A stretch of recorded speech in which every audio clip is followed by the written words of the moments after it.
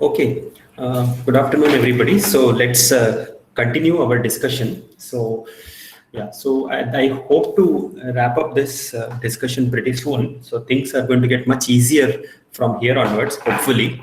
So, what we were learning is what is called as statistical learning theory.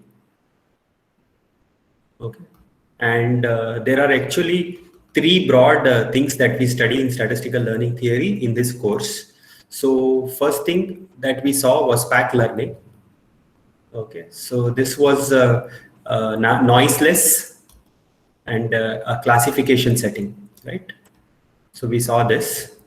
So then there is a God-given classifier, and you have seen like what some types of concept bags, either they pack learn and sometimes they don't learn as well, depending upon how complicated that bag is, right? So you have seen that axis parallel case, and then we have looked at all possible subsets. All these things we have seen already.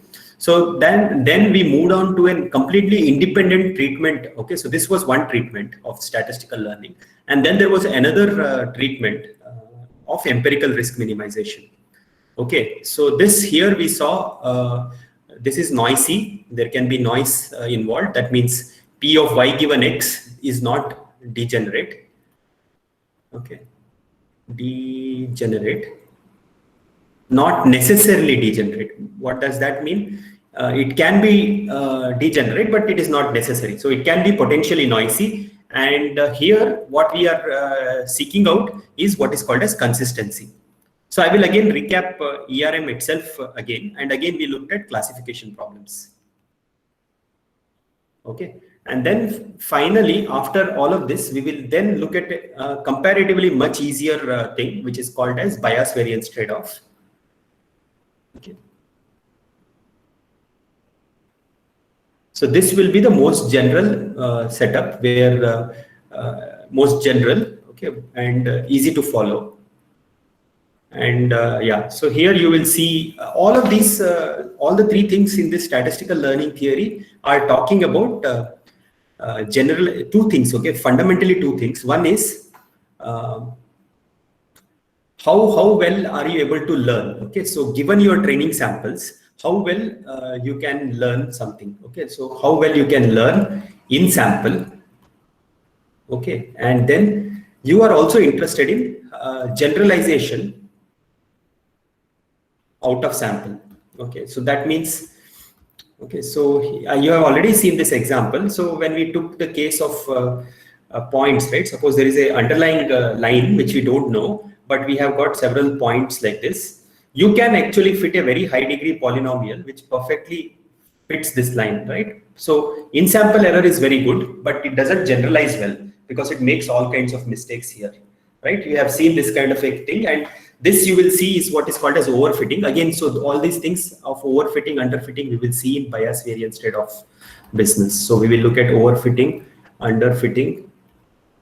We will also look at validation, regularization. All these things we will see properly when we go to bias variance trade-off. Okay. So these things you will see, but before even like going into these details, you know that in sample performance being zero may not necessarily imply that the out of sample performance is good. Okay, so all of these things about statistical learning theory is to ensure that you learn well within sample, in sample performance is as low as possible, yet at the same time you are able to generalize out of sample. Okay, so you are able to do well when you deploy these machine learning algorithms in the real world.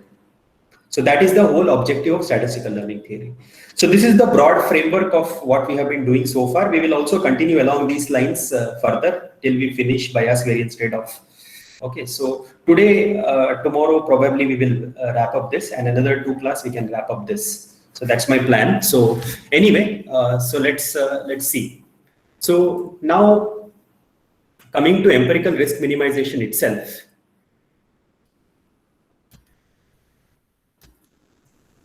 Okay, so as is customary in these classes, I will again go through what are all the various parameters that are here, the notations, because they tend to be confusing. So what you have, X is the input space, right? Input space. It is some subset of d dimensions, right? Some d-dimensional subspace. That's how your inputs are. Then you have y, which is your output space. Okay, so we are restricting on 0, 1, the classification kind of problem. Okay, then further after this we have H, which is your hypothesis bag. It is set of all functions which go from X to some action space A. Okay, and how would a particular thing classifier is given by a loss function. So loss function takes a value y to A. Okay, so X to A. I'm sorry.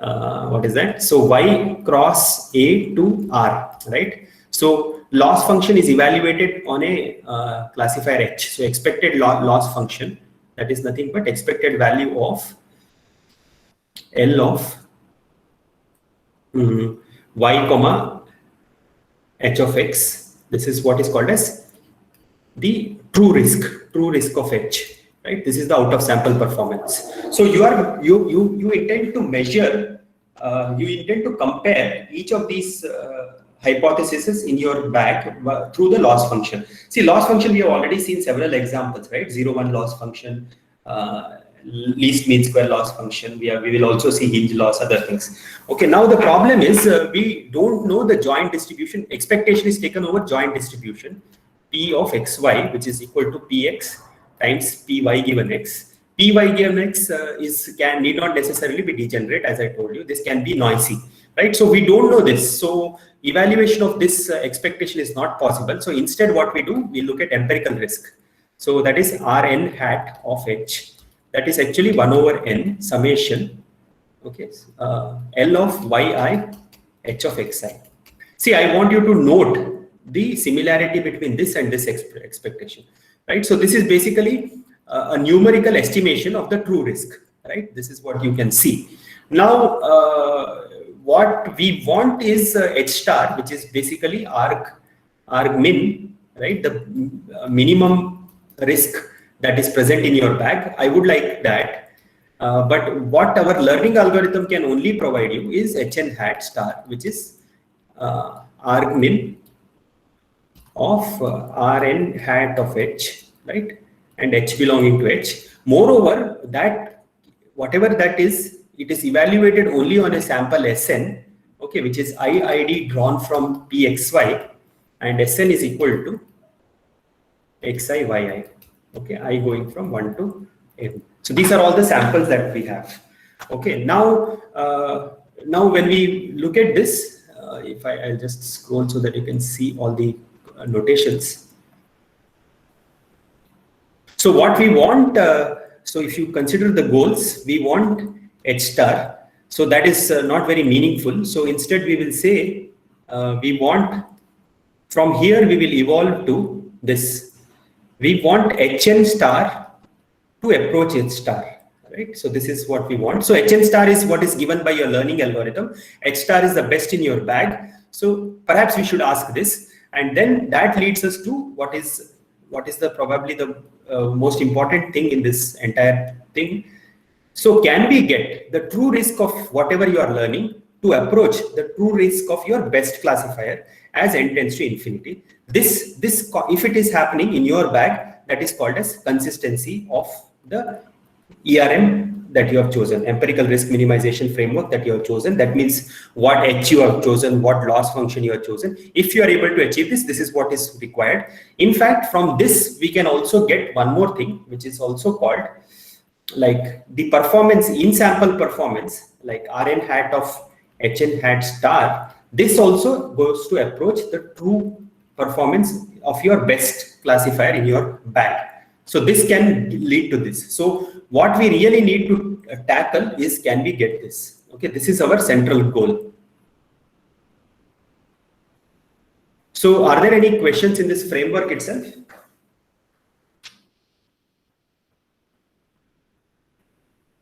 Okay, so things are going to get more details I will provide, but it's not going to get complicated, but I really want all of you to be comfortable with this framework.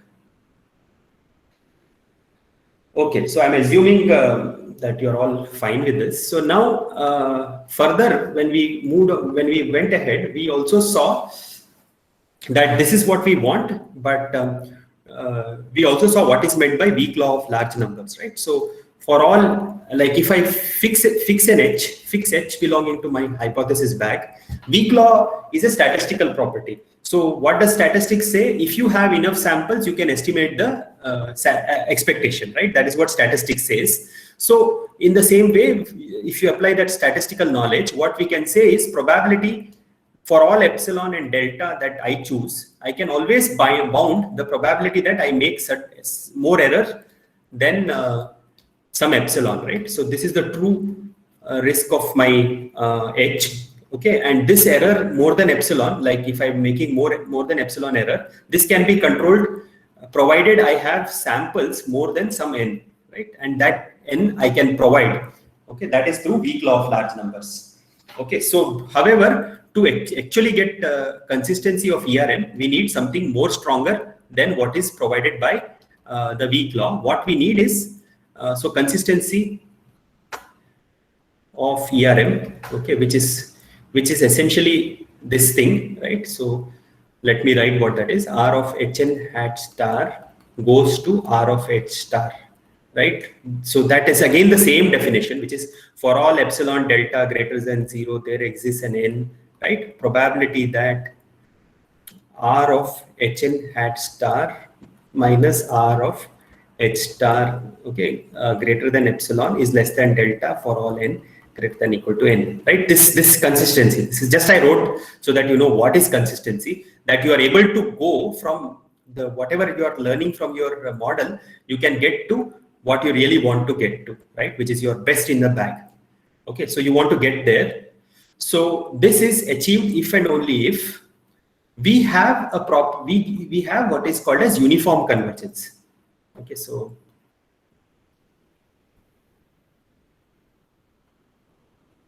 and uniform convergence has very much similarity to this particular thing. Okay.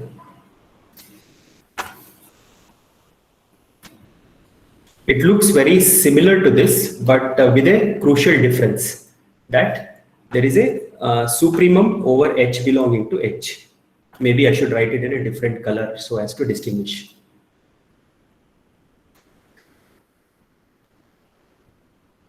Okay, so it's very much similar looking to your weak law of large numbers, but what you are saying is irrespective of what the H you choose, okay, you in fact look at the worst possible difference and look at the probability that any of your things exceed epsilon. This is controllable less than delta for all n greater than n. So this is uniform convergence. Okay, so let me just pause here and ask if there are any questions, because this is the framework that we will be building on. Okay, so is everything clear so far? Yes, sir. How about the rest?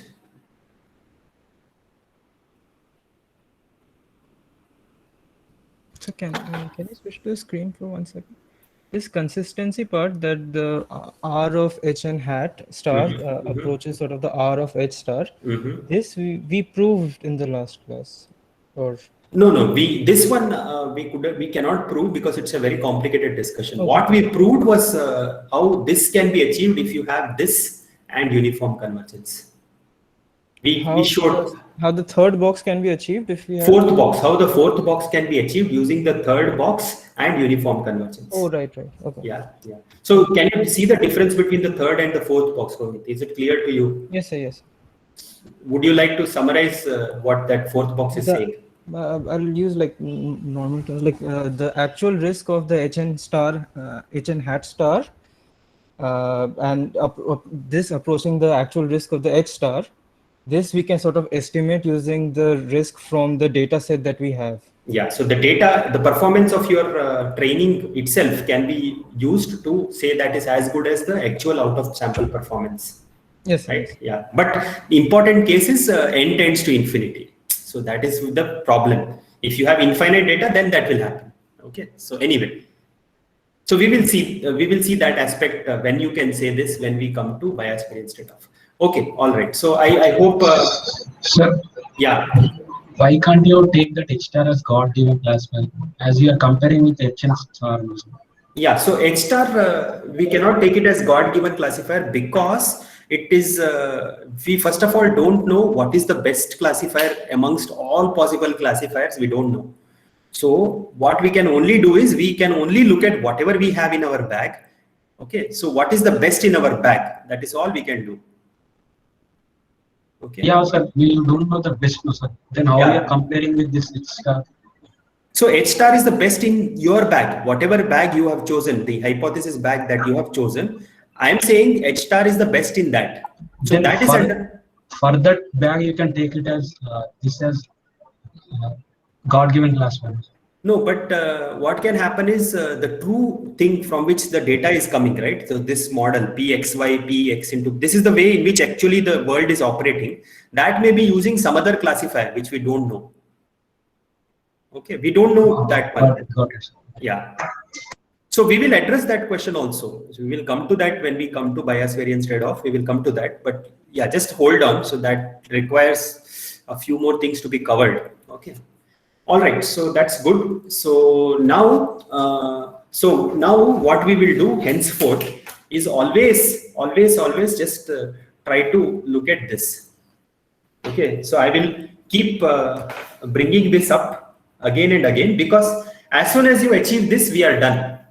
Okay, for a hypothesis bag, if you can show this particular thing, we are done. So our discussion should basically be like, you pick a hypothesis bag, show that this you can do. What is that you can do? For any epsilon delta that someone gives you, you should be able to produce how many number of training samples do I need to achieve this. And as soon as I show that, I can now claim consistency. I can get all kinds of desirable properties once this is happening. And if this happens, we are having in the consistency of ERM framework, we can claim. In other words, we can understand that learning is actually feasible. We can do something in this particular problem setup. Okay, so this is the most important thing. And one of the first things that we will do is to try and look at various examples and try to see how we can generalize, like how, for what type of hypothesis bag can we get this kind of a property. Okay, so that is the objective of the next few things that we will discuss. Okay, so now so this is what we want. So first thing that we discussed was suppose, let me use some other color. Suppose you have a hypothesis bag HF, which is finite. Okay, so you have H1, H2. Totally, you have M bags. So your HF is equal to M. That means you have totally M classifiers in your bag. Okay, and we showed through what is called as Hofting's inequality. So what we did is like we claimed that the R that we are working on is 0, 1. So whatever is my R of H, this always lies between 0 and 1. Okay, so when your true risk is lying between 0 and 1, when it's a bounded random variable, we can use what is called as Hofting's inequality. And we showed in last class that probability soup over H belonging to HF. Okay, so Rn hat of H minus R of H, this is greater than epsilon. Okay, is bounded above by 2 e power minus, so let minus 2n epsilon squared, right? And then the M, the number of things in your bag, comes in here. So it is 2m e power something. Okay. Now in this setup, suppose if we saw this yesterday, like last class, how this came using union bound, we did that. I hope that was clear to people. Yes, sir. Yeah. So with that we did, and now once you have this inequality, this box, what you can do is, if someone gives you some epsilon and delta, okay, someone says use this particular epsilon and delta, what you can do, you have to produce an n, right? There exists an n so that is satisfied. What you can do is you fix this thing. So fix your capital N to be 2 e power minus 2 epsilon n square by m. Sorry. you fix your n in such a way, such that your delta is equal to 2 e power minus 2n epsilon squared m. Okay, so now once you assume this, as soon as you go to n plus 1, n plus 2 and all, you will get a value lower than delta. Okay, so epsilon delta is what we wanted, right? So Sir, please wait a second. yeah, So we are given epsilon and delta. So we pick an n such that this equation is satisfied. yes. So And pick. what was the m? So okay, so let me just say, see, what is it that we want? Let's just write once what is it that we want. So for any epsilon and delta, I should be able to produce an n. Okay, the question is, underlying question is, can we get n such that probability, you know, this whatever that soup over h belonging to hf, okay, h belonging to hf, rn hat of h minus r of h, okay, this is greater than epsilon, is less than delta for all n greater than or equal to n, right? This is what we want. Can we get a n such that this happens? Correct, Rohit? Yes, sir. Yeah, now what I'm saying is, to get this n, what you do is you set delta equal to, okay, delta equal to 2 e power this. This n is a variable, but here I will fix that n to capital N. Okay, so set 2m e power minus 2n epsilon squared. I will set delta to be this. So this delta and epsilon, remember, they are given to us. Okay, so what and all things do we know? Delta we know, epsilon we know, m do we know? Rohit, do we know m? The number of classifiers in our bag, so that. So the bag was chosen by you, right? So you know m as well. Yes, sir. So you know everything except n. So you solve for n. Yes, sir. Okay, so now that particular n, for when you are given as many training examples as that particular n, because of the Hofding inequality that we derived, okay, so this, perhaps there is an equal to, that shouldn't matter. So because of the Hofding that we derived, okay, for that n we are able to get delta thing, right? Because we have, for when you put that n here, you are getting directly that thing. Delta is satisfied, and as n increases, anyway you are going to get smaller. You wanted delta, but you will get much smaller than delta, which is even better. Okay, Rohit? Yes, yes. Okay, so that is what is the thing. I had shown yesterday, like you can just solve for it. It's easy. You just rearrange and solve. Okay, so this we had done for finite hypothesis, and we said that in the finite hypothesis, the empirical risk minimization framework is consistent. Okay, so now we will go to, from finite, we will now jump to infinite. So that is the next discussion.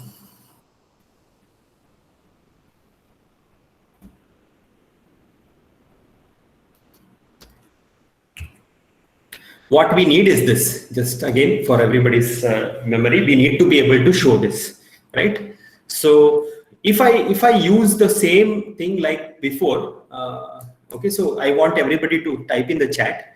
If I use the same thing like this 2m whatever, what is the problem in the infinite case? Can someone tell? Why can't we use the same thing in the chat, please? Just to see if people are following. Okay, so it is not that we don't have m. Okay, m is infinity. Yes, so Devani and few others are right, but Bhavna and Aditi, the problem is in the infinite case, m is infinity. So that bound is pretty useless. Okay, does that make sense, Bhavna, Aditi?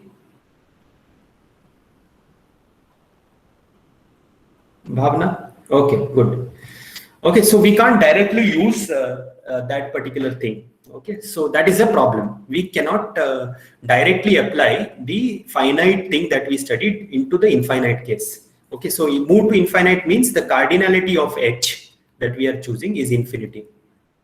Okay, so we cannot directly jump to that. So we have to be doing something else. Okay. So what we will do is we will make an observation. So let me just look at an example. Okay. So let us suppose that I am giving you 3 points. So 3 points are So let me draw the 3 points in black. So we are in R2 space. My features are in R2 space. Okay. So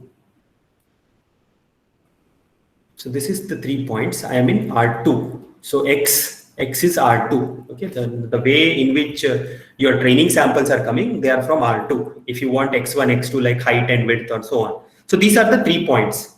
Okay. Now,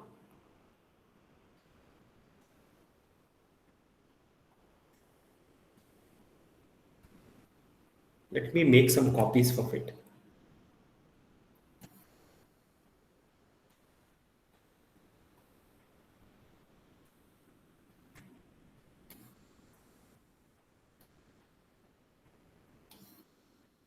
So I want all of you to remember again, okay, what was the objective? We want to show this for an infinite bag, right? We want to show this for a infinite hypothesis bag, okay? So that is our objective.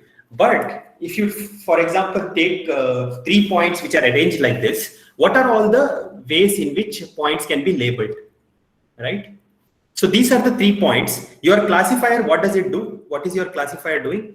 H is taking your X to A. Okay, suppose if I choose my A to be equal to Y, what is my classifier doing? It is going to show which are all the positive points, right? So for example, it can mark, some classifier can mark all the 3 as positive. Okay, some classifier can mark 2 of them as positive, like in these possible ways. Okay, and some other classifier can mark only 1. Okay, and some other classifier can say all of them are 0 samples. So what is the red shaded thing? Red shaded thing is the classifier's output for 1. So this is output of one classifier. This is output of another classifier. This is output of the 3rd, 4th, 5th, 6th, 7th, 8th. Okay, some 8 classifiers I have picked from my bag. And those 8 classifiers are different classifiers because for these 3 points, they are able to mark in these different ways. Okay, so I have shown you 8 classifiers. So now if I only show you these outputs for these 8 classifiers, can you really distinguish between 2 classifiers which give you the same output, but they are different functions, right? So if I look at this, right, suppose 2 classifiers H1 and H2 are giving the same output for the same points given, they are giving the same output. As far as my training samples are concerned, H1 is equal to H2. See, because there are finite points, there are only finite number of ways in which you can distinguish between 2 classifiers. Okay, and that is a function of how many points you have. And also, of course, how complicated your bag is. But suppose if you are able to get all possible classifiers also, there are only 2 power 3 different classifiers that you can distinguish. So this is the key idea which was developed by Vapnik and Shervan, and I cannot pronounce his name, but let me do it. Chervonenkis. Okay, I will call them VC. So this is the idea. What is the idea? Given finite number of points, even though your hypothesis bag is infinite, there are only that many classifiers that you can distinguish. Okay. Yes, sir. So M would be 2 power n or something. So in this particular case, the capital M is 2 power 3 because there are only 8 different ways in which we can distinguish. Yes, sir. Okay, so when n is equal to 3, it is 2 power 3. Okay, so are there any? Let me just ask if others are following.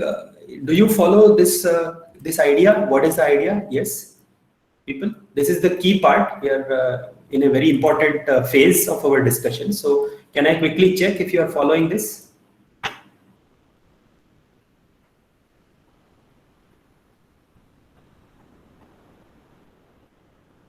Ankit, can you please tell me where is the difficulty? So actually, I had out like the points that we had, like what you told was that the n is 3 here, right? Yeah, n is 3. Okay, so sir, this is not all the samples. Like this is just one of the samples that is possible that we get, right? So, So if this this is- is one of the Yeah. so if this is one of the samples, then the classifiers that we are getting, like the H's, like H1 and H2, have the same classifier for these particular samples, but for some different sample, it might have different classification.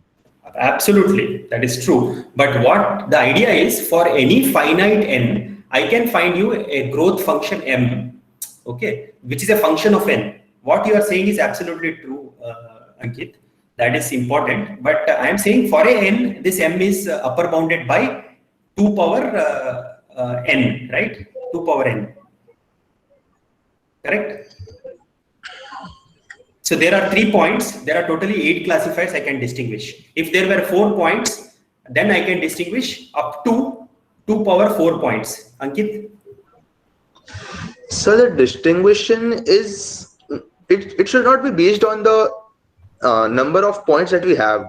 Yes, absolutely, absolutely. But what will happen is that once you are crossing the number of points beyond a certain number, which is called as VC dimension, okay, then you will be able to bound it. It will not be able to break every such things. So I will explain again, but this phenomena that you see is called as shattering. Okay, so you are able to shatter these points. Okay, so after some point, you will not be able to shatter, and thereafter you can actually generalize. That is where we are heading. But all I'm asking from you now is that given finite number of points, fixed finite number of points, do you understand that even though my bag is infinite, effectively there are only 2 power 3 hypotheses for this configuration? That's all I'm asking now. Is that Yes, okay? sir. That's yeah. All your questions will be answered when we go ahead. But for now, is that okay, Ankit? Yes, sir. Okay. I hope everybody else is also understanding. Many people are not responding over here. Disha, and then I don't know, Viranj. So many people have just gone quiet. Ankur. Yes, what's going on?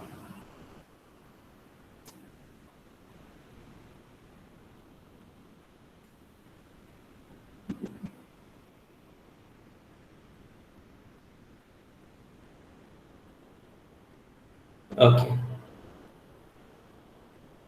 Okay. All right. So, okay. So now, so for a given n, we can understand that there is this. Okay. But important question is not every. Another example. Okay. So let me give you another example. So suppose my H, okay, is a linear. Like, you know, what it does is it is doing linear halves. So let's not say linear, is a collection of half spaces. Okay. So suppose it's like a perceptron. So what perceptron does is it draws a line to separate all the points. Okay. If that is the case, for example, my perceptron is able to distinguish all these configurations, right? So I can have here, so let me just copy this so that we write the whole thing for perceptron.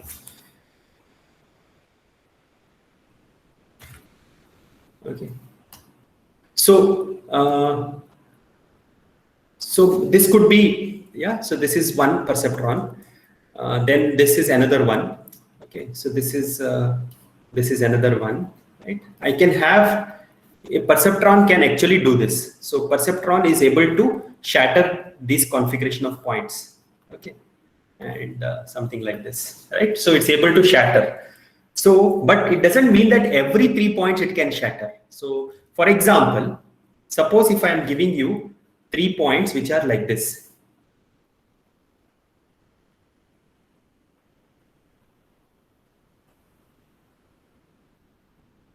Which are collinear, which are lying like this.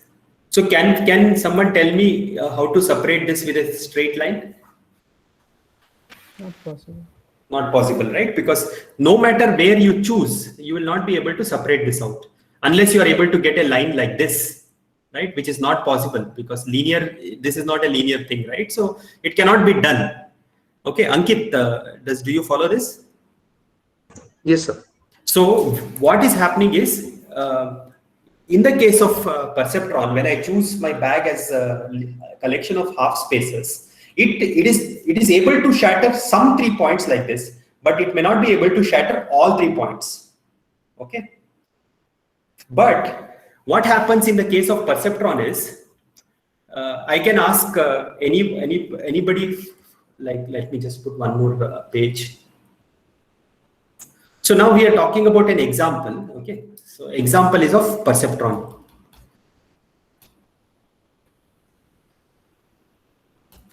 So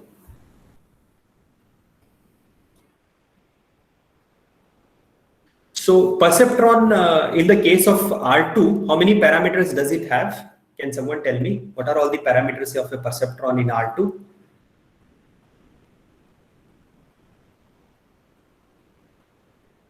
Come on, guys. I'm So feeling one for each sleepy. coordinate and one for threshold. So 3. Yes, yeah, okay. So it is h of x is wx1 plus w0, right? So w1x1 plus w0. Okay, so there are 2 parameters for perceptron here. So now, sorry, there is one more. So x2. yeah. See, this is what happens. I'm so tired, so bored. Okay, so w1, w2 plus w0. Okay, so there are 3 parameters. All right. So because there are 3 parameters, I mean, I'm not saying because, but it seems like when there are 3 parameters, I can shatter up to 3 points. That's what I'm saying. Okay, but not all 3 points, mind you. Some 3 points I'm able to break. So, but if I take 4 points, something like this, any 4 points, I will challenge here in the class. Okay, you can give me any 4 points wherever you want, you can place. Okay, but it will not be possible to shatter it. What does that mean? I will not be able to get 2 power 4 classifiers. I will not be able to get. See, when I shattered 3 points, I could get 2 power 3 different hypotheses, right? But for 4 points, if my hypothesis is coming from perceptron, I cannot shatter it. Okay, so how do we prove something like this? So there are 2 ways it can happen. So if anytime three of them lie in a line, okay, I cannot shatter that. So we will not consider 4 points where any 3 of them are collinear. We will not consider, because in that case we can always do this. We can always do this. Okay, so that we will not do. So we have to take 4 points where no 3 of them are collinear. When no 3 of them are collinear, we can always take 2 opposite things and we can mark it as like 1 and other 2 as 0, and this we can never shatter. So what is the thing that we have understood? So for h, which is equal to like linear half spaces, right? Half spaces in R2, what have we shown? We have shown that we are able to, so if you look at M, right? M, which is like, depends on the how good your bag is, which depends upon how many samples that you have, right? We are able to show that this is equal to 2 power n if n is less than or equal to 3. Okay, and after this it is something strictly less than 2 power n if n is greater than 3. Okay, because here, once you are in this world, not all possible configuration is possible. This is not possible, right? So it cannot be 2 power n. Ankit, does that make sense? Yes, sir. So this is strictly less than 2 power n. Okay, so this is what is the idea that we will formalize even more. Okay, so let us come back to the problem here. Okay, so the problem was this. So let me copy this and see what we can do with this.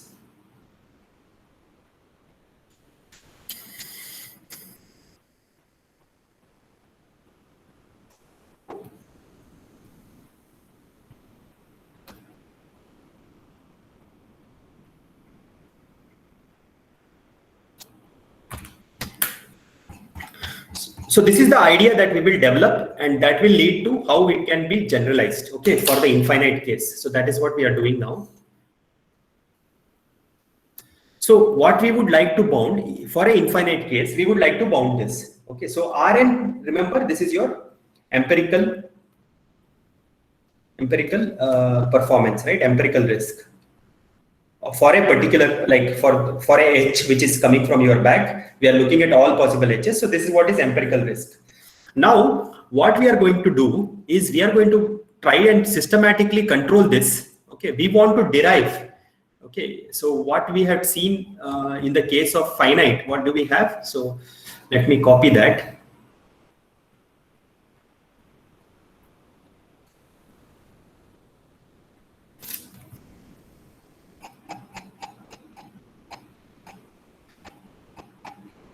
So the question is, can we get something like this for infinite case? Okay, consider that M cannot be fixed. Suppose M can be given as a function, which is called as the growth function. Can we give it can we give a bound like this? That is what is the question. Okay, so that's what we are trying to answer here. So now, suppose if Rn hat is approaching R of H. Okay, so every Rn hat H of in your bag is approaching R of H. If so one key idea that Vapnik and Chervanenkij developed was this, right? This shattering business. Another idea that they said is that, so let me write this. If Rn hat of H is close to RH, okay, if that is happening, then if I take any other n samples, so Rn hat prime, this is coming from some other n samples, is also close to H. It has to be like that, should also be happening. Okay, so what does that mean? Suppose if I blindfold you, so let me take two people. Okay, let's say two siblings, two brothers. Okay, so the objective of the game is they should blindfold them, and we ask them to come to some point. Okay, so if their algorithm, if their strategy is right, if one of them is able to get close to the objective, the other fellow also should be able to get close to the objective. Only then your bag is a sensible bag, or your algorithm is a sensible algorithm. Okay, so if I am able to take one of the empirical risk to get close to R of H, okay, then another estimation of that empirical risk on some other n samples, that also should get close to H. Okay, this can be formalized in a much more rigorous way, but what you need to understand is, I will take, instead of n samples, I will take 2n samples, and using the first n samples, I will evaluate this, and using the second n samples, I will evaluate this. If both of them are getting close to R of H, that is what we want. Okay, and if both of them are getting close to R of H, it also must mean that they are getting close to each other. Okay, so if this is getting close to this, then it must mean that this is also getting close to this, and they should also be getting close to each other. So that is what we will use. So this can be formalized, okay, but because of the difficulty that is there in the proof, we will not do that. But intuitively, at least I want you all to understand this. So what that means is that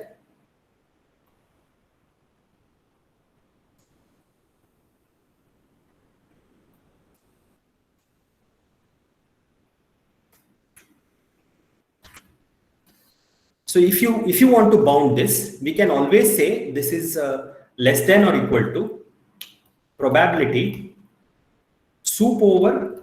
So this is, yeah, there is extra factor of 2 comes.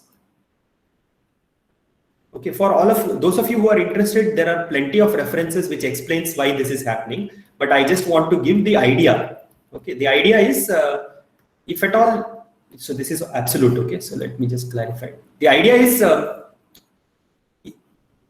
if they are getting close to each other, then it must also be the case that they are getting close to the actual thing. Okay, they should get closer to each other, then with the factor will also change. This will become epsilon by 2.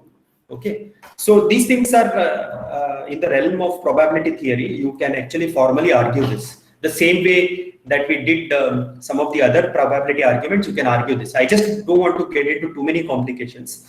I just want all of you to intuitively understand that this is happening. Okay. So let me just keep this on the screen for some time, and then I will ask if everybody is understanding this, at least in the vague, intuitive sense I'm saying. Okay. So if there are any questions, I will wait for some time. Sir, Yeah. I have a question. So to even make, for this to be even sensible, it should be the case that even when I multiply by 2, that probability should be less than 1. Yes, that is always the case, but that is true. It should, anytime you are giving probabilistic inequalities, it better be the case that it is upper bounded by 1. Otherwise, it's a useless thing. But it doesn't really have a problem. Even if it is true, that's okay if it is bigger than 1. It's just that you cannot use it. Is that all right? Okay. See, for instance, in Chebyshev, what we had was, if you remember, probability that Mn minus mu greater than epsilon was less than or equal to variance of x divided by n epsilon squared. Now variance can be 1000, but my number of points can be just 10. So this entire number can be bigger than 1, but that doesn't mean that it's just that it's a useless bound, because there is a natural upper bound of 1 that is true for any probability. So if it is giving a number bigger than 1, it is useless. That's all. Okay, sir. So, okay, so yeah. Just, I will try to give my interpretation. Is this correct? That if the data error, data risk for one set, say S1, one training set S1, that is getting close to the actual risk. Yeah. Then for a different set, training set S2, that data risk is also getting close to the actual risk. Yes. That is precisely what it is. And we are not going to use that directly, but instead we will claim that, see, we cannot, see, when we talk about R of H, can we evaluate this? We cannot, right? Expected value of X, Y, we cannot. But what we can evaluate is Rn and Rn hat we can evaluate, right? Yes, sir. So that is why we are moving from the world of Rn and R to Rn and Rn. Okay. So Rn and R, the R part is not good because this we cannot compute, but we can compute Rn and Rn hat and Rn hat dash. Rn and Rn hat dash we can compute. Rn hat and Rn hat dash. Yeah, Rn hat is on different, Rn hat dash is on a different n samples, like you said. Yes. Okay, so that is why we are, see, we want to eliminate R of H. Okay, so this is the idea that VC came up with. So they thought, when they were doing this problem, they realized that this R of H is a problem. Whereas if you are in the finite world, you can appeal to this kind of shattering idea, correct? If you are in finite world, there are only finite number of hypotheses. So we have to move away from the infinite world, which is R of H, which is like the true empirical risk. We don't want that. Instead, we will compare two empirical risks. That is something that we can manage. Is that okay, Rohit? Yes. Understood. Okay. So now, once we are in this world, okay, now we can start using this kind of a thing will start being applied. Okay, so what we will say is that using again steps that are beyond the scope of this particular course, but later on you can see, we can actually use something like a Hofding, which will give us where is that? Sorry. Hofding gave us this, right? For finite case, it gave us this. So using similar ideas, because Rn and Rn hat are in the world of finite, and in finite there are only that many things that you can distinguish. What we can say is that this probability is now upper bounded by 8 times e power minus n epsilon squared by 8. Okay, so this epsilon by 2 and all these factors. So epsilon by 2, when I square it, so I think I might have missed some squares here and there, but in any case, it comes out to be this. Okay, so there are a few steps that are involved, but this statement is correct. But why does it become epsilon square by 8? That is something that I cannot explain in this class. But so what happens is, so now that we are in finite world, that there are only n samples, that if you fix particular n, you are in finite world. So you can bound it like this, but we will have something analogous to M, which is expected value of So what do we say here? So this is like h of, so m is like number of things, right? So m, which is depending upon several things. One, it depends on h. Two, it depends upon number of samples, which is 2n. And then third one, it is s of 2n. What is s of 2n? Let me just write this a little more clearly, okay, so that you can all see the way I have written that is a problem. So let me expand this properly. So what was m before, right? This was m, which was a constant, which was coming from the finite hypothesis. Now that we are in an infinite case, we cannot use directly the m. There is no fixed m, but it is a expected value of m, because as you have seen in the previous case, when there is in the finite world, your trivial upper bound is 2 power n, right? But sometimes it may not happen like that, right? So in the same way, instead of looking at this, we look at expected value of m, okay? And m, that will depend upon my hypothesis bag, how complicated it is. A neural network will have a higher m, a perceptron will have a lower m, okay? That particular expectation depends upon the hypothesis bag. It depends upon the number of samples that were used. 2n samples were used, and it also depends upon what sample was chosen. Okay, and the expectation is taken here. So my question now to people: what is the expectation taken over? What is the uncertainty in this mh2n s2n?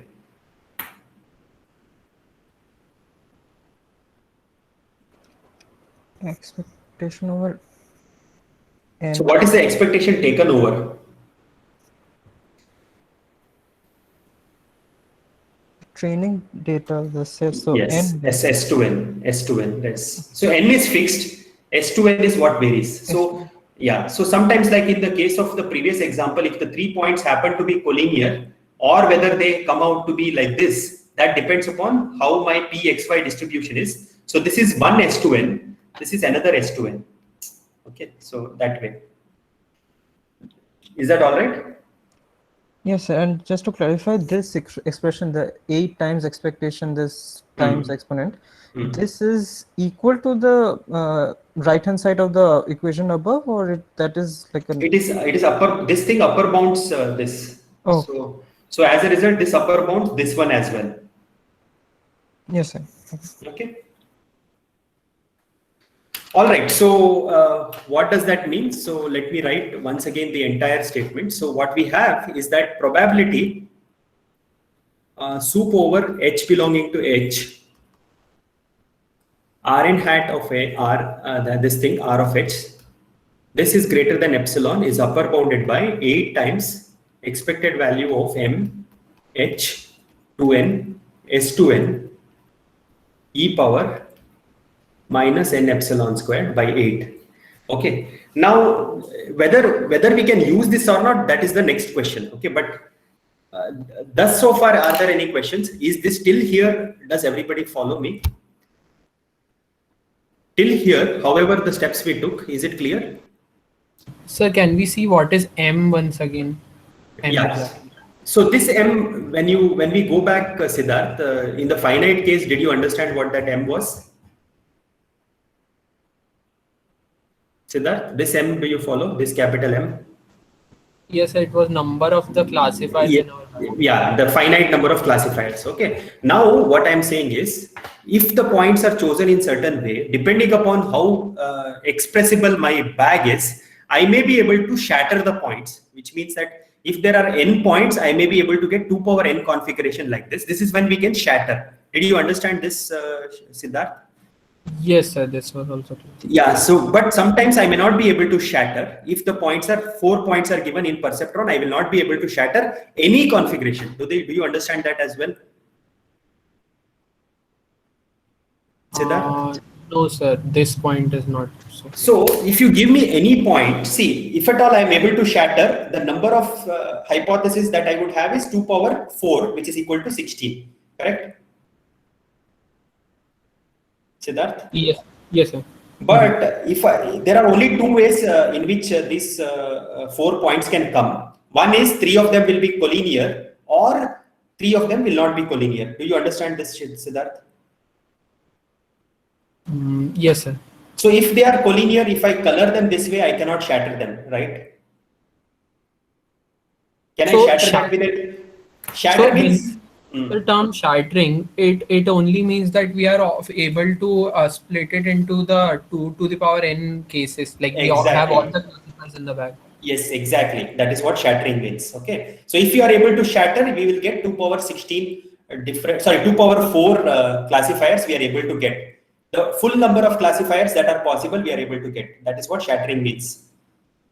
So, Siddharth? but even when we are not able to shatter, we still have some finite number of classifiers only. So isn't Yes, it yes, wrong? yes. Yeah, there are finite, but that number also grows, right? So, like when the number of no, that we will come to first. But do you understand that when we can shatter, when we cannot shatter, the m varies. Like that m, the number m, what we are using that down there is whether if we are able to shatter, it will be 2 power m. If you are not able to shatter, it is a number less than 2 power m, 2 power n, right? Siddharth, does that make sense?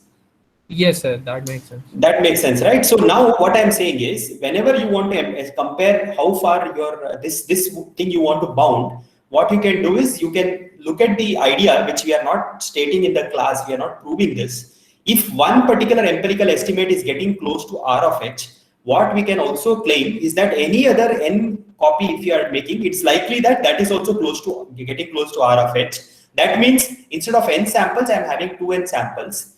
So each of the n sample estimate of my empirical risk on H is getting close to the true risk. The other one also will get close to the true risk. It also means they will get close to each other. Okay, this is something that I just pulled it out from the thin air because we cannot prove this in this class because it will get into too many discussions which are a little more complicated. But I just want you to intuitively understand. Is that okay, Siddharth? At this point, are you still with us? Sir, but things are not clear when we say that, as Ankit pointed out, that for different n samples, the H's might change. We don't have the same H's for all the n samples. Yes. That I agree. Yeah. That you will get to understand that immediately. But for a particular, at least this statement, do you follow till here? So not when we take another n sample and then we compare for the same classifier. Yeah, so that is why the M, sometimes it is able to shatter, sometimes it is not able to shatter. That's why we take an expectation here. Is that okay?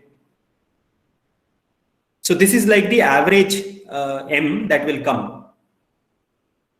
So for a particular sample size of 2n, okay, sometimes you are able to shatter, which means there will be 2 power n number of hypotheses. Sometimes you are not able to shatter. That's a number less than 2 power n. Is that okay? So that way you are able to put this a single number expectation we are putting here.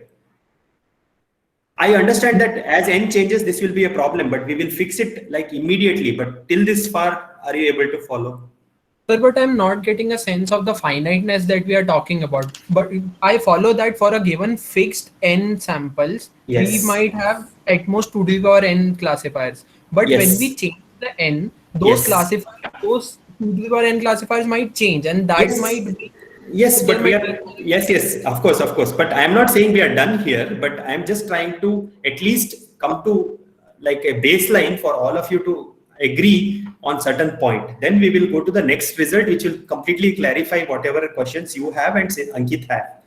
Okay, both of the questions will be answered. But my point here is, given your learning problems, given that you have 2n samples, whether or not you will be able to shatter depends upon how the samples are drawn. One, it also depends upon how expressible your H is. Okay, sometimes you are able to shatter, sometimes you are not able to shatter. Okay, and you can take an expectation and you can bound your thing like this for a particular n, and for a particular n you can bound it. That's all I'm claiming. Siddharth, is that okay? For a particular n, are you okay with this? There is nothing wrong here, right? So far, we are using some set of simple ideas to come to this point. Sir, I'll think on it. No, I know the question that you are having. So once you change n, what do we do? So that I will tell immediately. No, sir, in the next. even for the same n, for different samples, H's are different. That's where I'm getting stuck.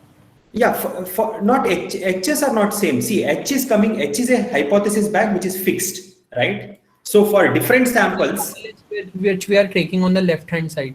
okay, so yeah, so when you look at 3 samples, okay, so for instance, here in this configuration, this is configuration 1.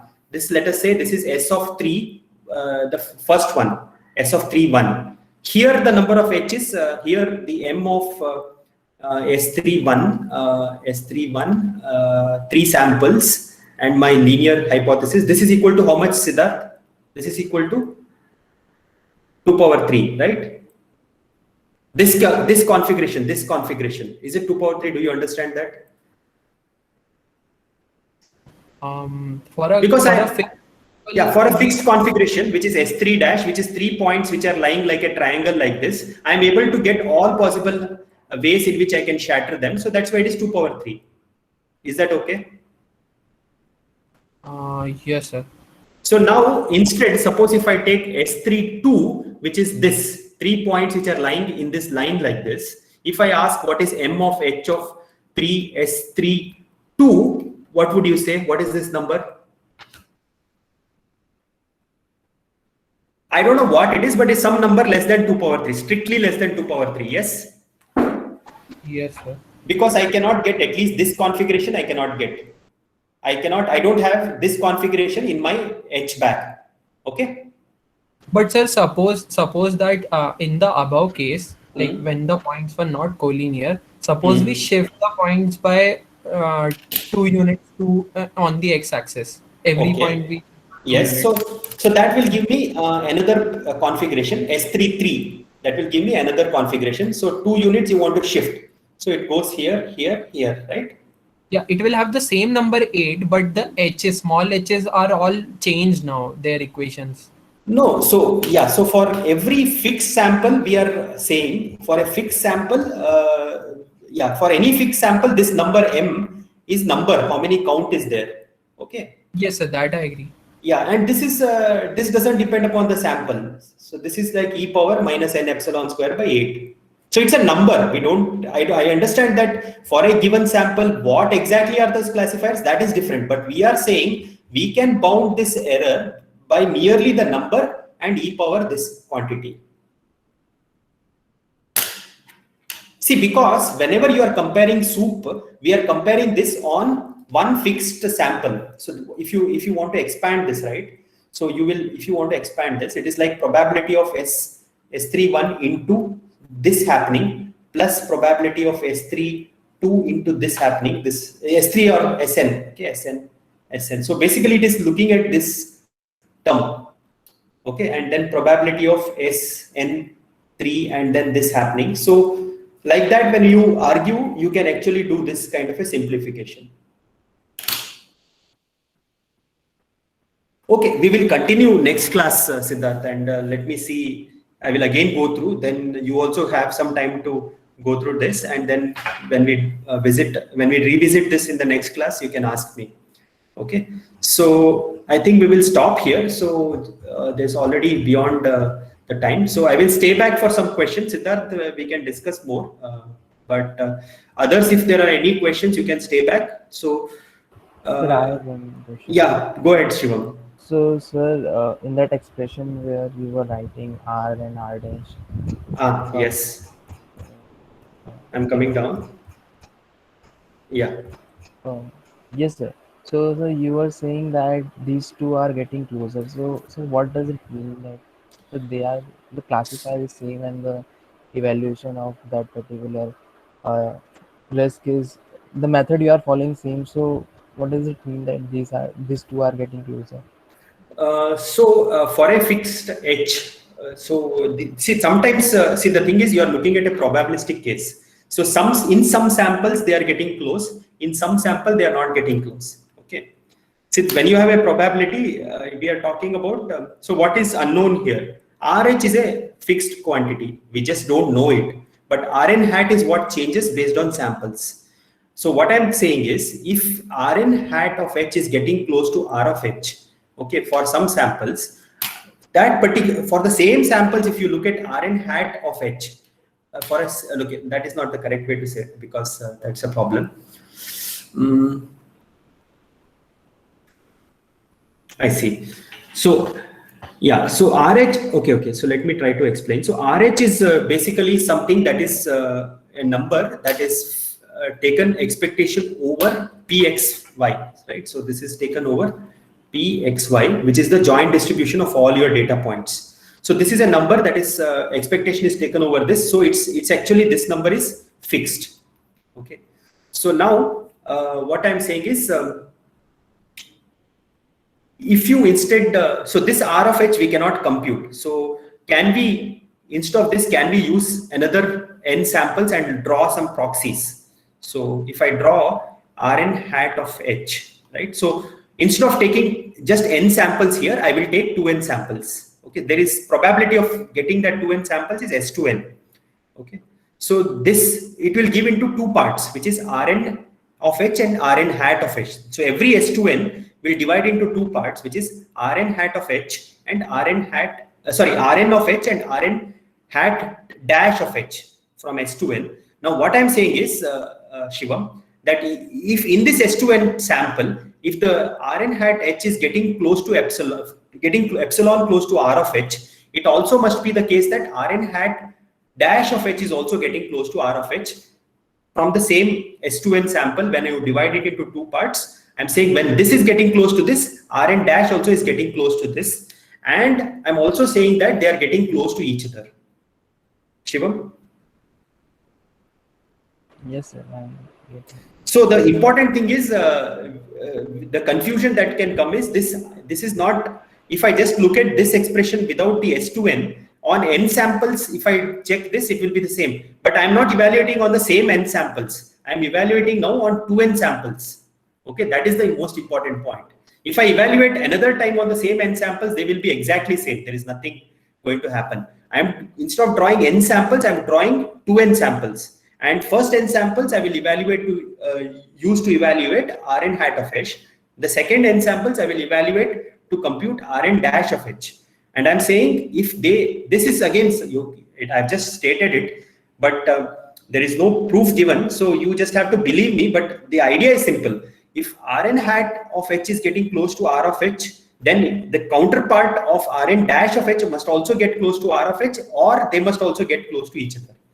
So that's why here it is epsilon, here it's epsilon by 2. We are paying some cost for it by constants are changing. But yeah, so that is what is the difference here. Okay, all right. Yes, sir. So Shivam, it's clear, right? I hope. So you are saying that if that H is the best classifier and somehow we are able to get our No, this is no best classifier. There is a supremum here. Remember. Okay. See, the whole thing. Why are we discussing all of this? Is that we should be able to get uniform convergence. So what we are saying is, in the infinite case, how do we get uniform convergence? So we are not talking about this world. Once you are able to show this, then we will say, okay, it is consistent. Okay. Okay. Yeah. Yes. Okay. Sir, I also had one doubt. Yeah. So which expression we have bounded, like by this 8 into expectation and exponential, which expression we have bounded? So this is the expression that we would like to bound for uniform convergence, right? So we have bounded that with this. Okay. So sir, then what's the use of this thing that you are telling that Rn hat and Rn hat dash H will be close to each other? So Yeah, where yeah. we have used this? No, so this, yeah. So to get this, I have bounded using, for this, I have bounded this. Okay.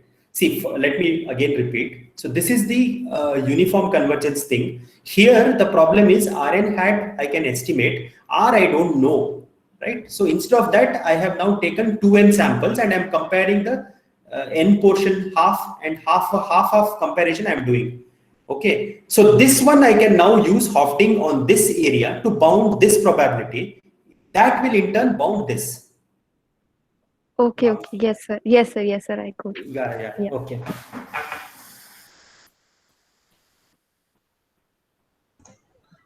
So Yeah. how will you apply Hofding in that? Like, I didn't get the Hofding part.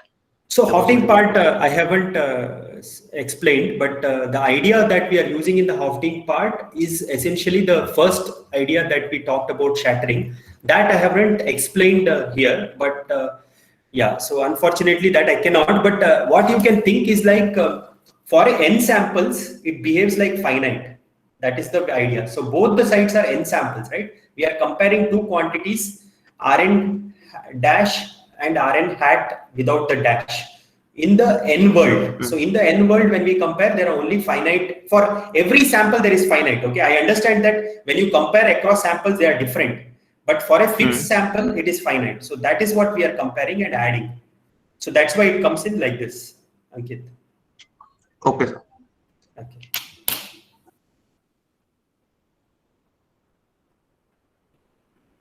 So I had a doubt in the example where you showed us the from n is equal to 3, we move to n is equal to 4. Yeah. So Yeah. here I did not understand like how the shattering changed, because essentially you said that in the 3 case there are some cases we leave out, and then in the 4 case also you said some cases we leave out. So I didn't understand how is the nature of the cases not compensating. Okay. So see, okay. So what I'm saying is in the 3. Okay, so this part I understand there is a difficulty. So what I'm saying is in the 3 case, when we have 3 points, there exists some configuration which I can shatter. Is that okay? So in the 3 world, when you are having 3 points, I can shatter them. Some configurations I can shatter. So Using if a perceptron, yes. Yes. So using the perceptron, some configurations I can shatter. Now what I'm claiming is in 4 world, no configuration I can shatter. So but you can. Show me. So if you like, you take a sigmoid sort of a curve, Okay. and then you just place, so basically just keep 2 points on 0 and 2 points on 1 and separate them. 2 points like this. Yes, sir. And then you draw 1 across. That's perceptron separating them. Like this. No, but I will color one of them red here and I will color red here. So how do you shatter this? Okay, so you meant that for a certain configuration, all possible colors. All possible should be, yeah. Okay, I because thought all you see, configurations. no, all possible colorings. So if you look at these 3 points, I have shown you how I can get all possible colorings. That is 2 power 18, 2 power 3 different classifiers I am able to show, right? For these 3 points. Okay. So, but for 4 points, I cannot do it. No matter how the points are, I cannot do it. Okay. Sir, also one more doubt. Here, when we are talking about like condensing the classifiers to M and then bounding M, we're essentially saying that there are only some limited set of labelings that you can do to the point. Yes. So it wouldn't essentially matter that the W's are real valued in a perceptron. That is not what will affect M. What will affect in the end is that the fact that our data can be finitely colored. Yes, so that is correct. But what we will show, for example, in the case of perceptron, we will show that the VC dimension is 3 because there are 3 parameters you are learning. What you can show is only for configurations up to 3, I can shatter it. Beyond 3, I will not be able to shatter it. So that way, M depends upon how many parameters we have.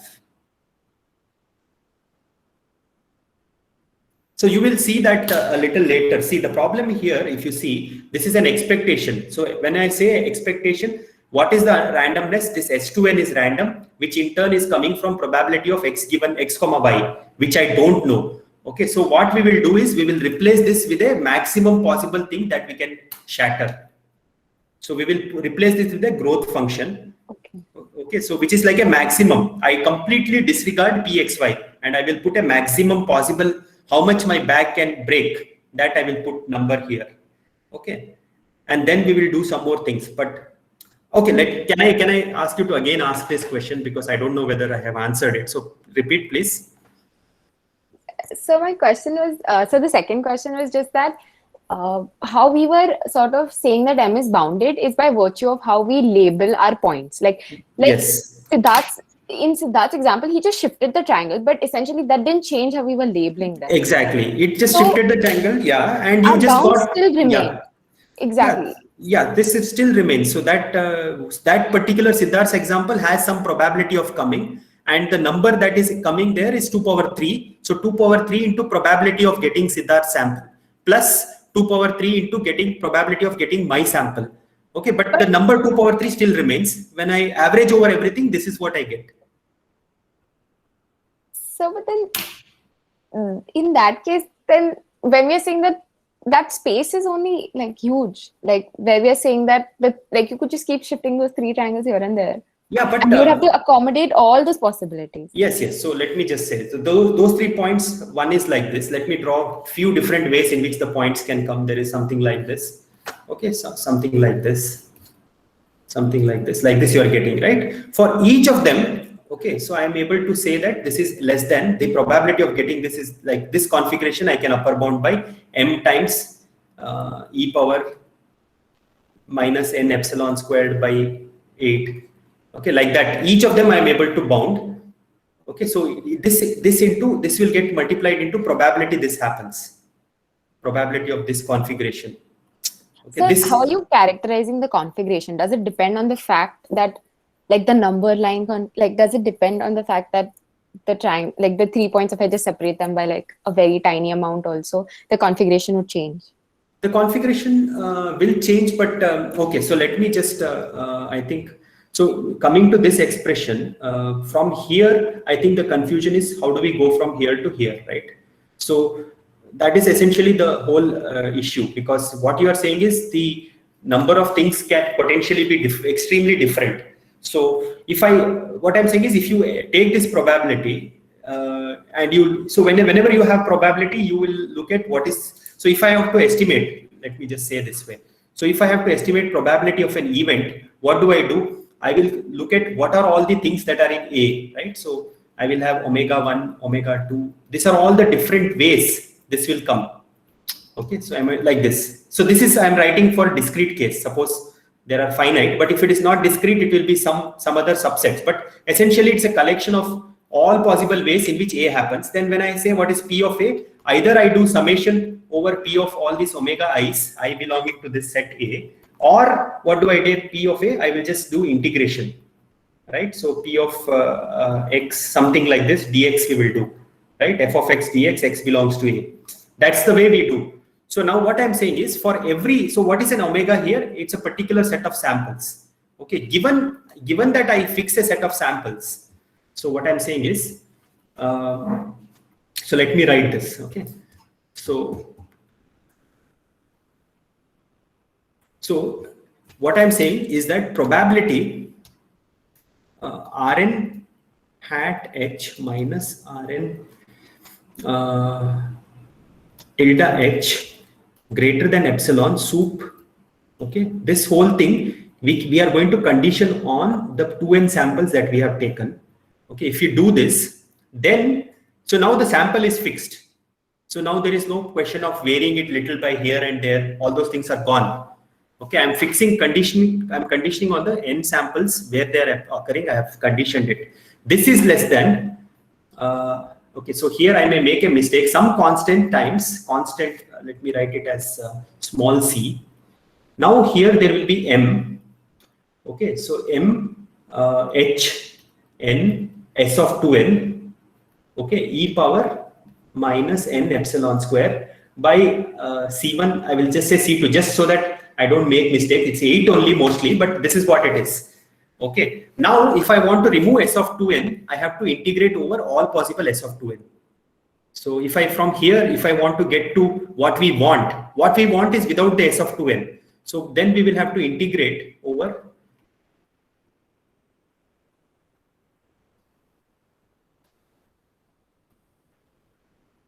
we have to integrate over dp of s of 2n.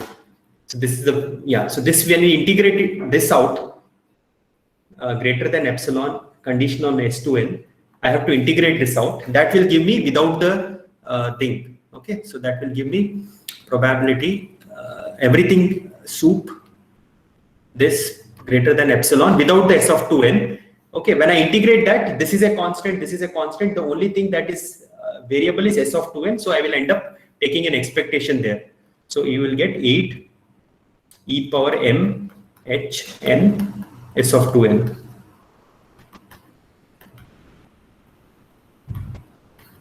Okay, let me try to repeat. Okay, so what I'm saying is, whenever you have to, so what is it that we would like to do? We would like to evaluate this. Okay, so now, as you all rightly understand that, depending upon which 2n points you take, this is completely different quantity. So that is why we will first fix a particular 2n points. Okay, once you fix a particular 2n points, given in your hypothesis bag, okay, so this difference sometimes can be greater than epsilon by 2, sometimes it cannot be greater than epsilon by 2. So that is, again, you can compute this. Okay, so then you can ask what is the, so sometimes this event will be true, sometimes it will not be true. So whatever it is, you can bound it by a quantity like this, condition on S of 2n. So once I fix the 2n samples, Devyani, then everything is okay, right? Yes, sir. So once you fix that, you get this inequality.